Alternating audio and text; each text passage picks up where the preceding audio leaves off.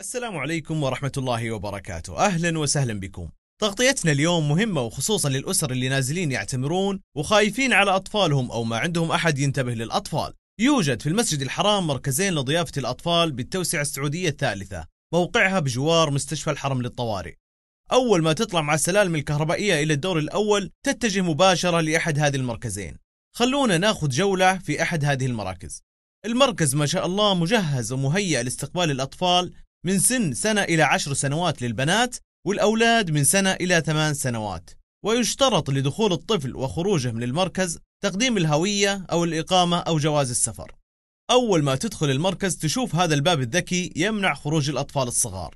يوجد 3 مناطق حسب الفئات العمرية. المنطقة الأولى من سنة إلى 3 سنوات، والمنطقة الثانية من 4 إلى 6 سنوات، والمنطقة الثالثة وتسمى فصل زمزم لوجود مجسم يحاكي بئر زمزم.